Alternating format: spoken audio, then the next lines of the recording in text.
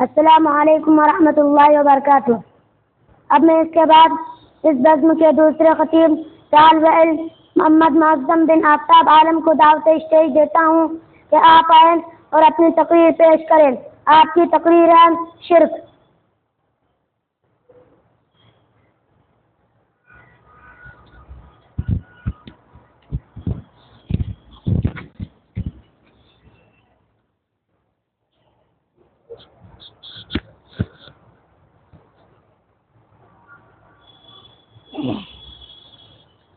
السلام علیکم ورحمۃ اللہ وبرکاتہ۔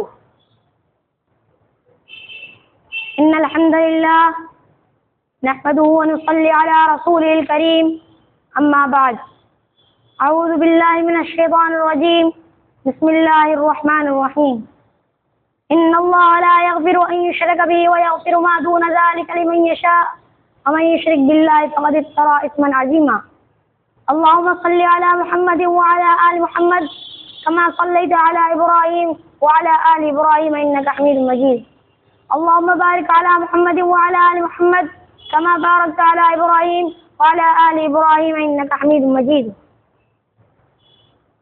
محترم سامعین، بزرگوں، دوستوں اور ساتھیوں، آج آپ سب کے سامنے میں ایک تقریر پیش کرنا چاہتا ہوں جس کا عنوان ہے شرک۔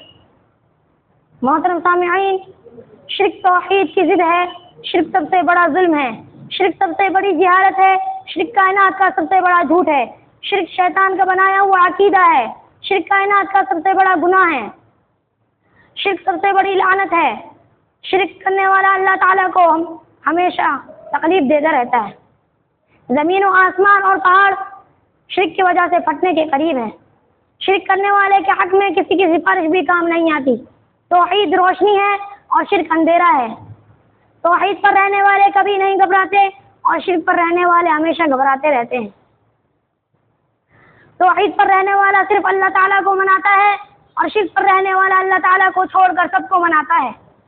محترم سامعین، شرک کی وجہ سے نبیوں کی بھی تمام نیکیاں برباد ہو جائیں۔ ایک دو نہیں بلکہ 18 نبیوں کے تذکرے کے بعد اللہ تعالیٰ نے قرآن مجید کے اندر فرمایا ذَلِكَ هُدَى اللَّهِ يَهْدِي بِهِ مَن يَشَاءُ وَلَوْ أَشْرَكُوا لَحَبِطَ عَنْهُم مَّا كَانُوا يَعْمَلُونَ۔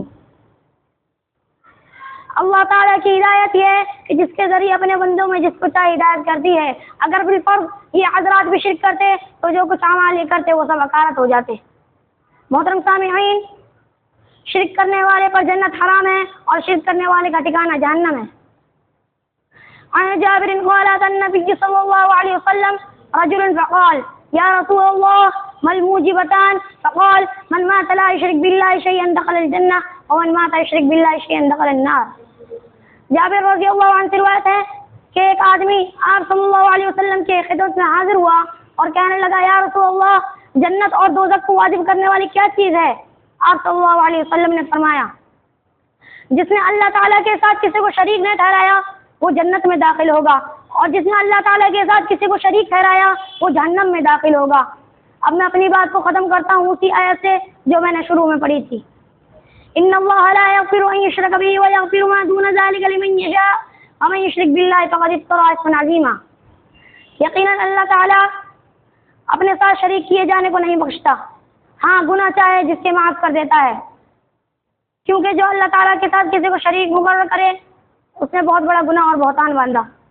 آخر میں رب العالمین سے دعا ہے کہ رب العالمین ہم سب کو دین کے راستے پہ چلنے کی توفیق نصیب فرمائے، آمین۔ وآخر دعوانا الحمدللہ رب العالمین وصلی اللہ علی نبینا محمد وآلہ وصحبہ اجمعین، والسلام علیکم ورحمۃ اللہ وبرکاتہ۔